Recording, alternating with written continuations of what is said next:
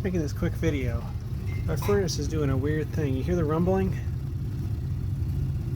It only does it sometimes. This is a Miller furnace, and it'll kick on,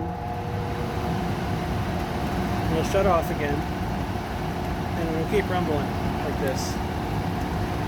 And unfortunately, it only does it once in a while, so I can't catch it when it's doing it, because every time I open this and try to restart it, it acts normal.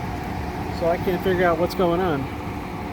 So if anybody is familiar with these furnaces, could you maybe tell me what to do here? Because I'm not really sure what to look at.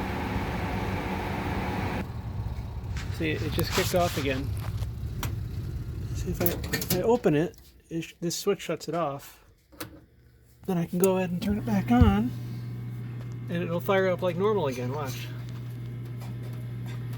This is a gas gun model, by the way.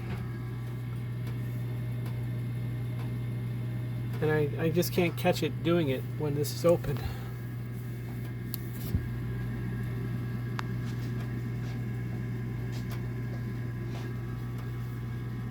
Give it a second to click on here.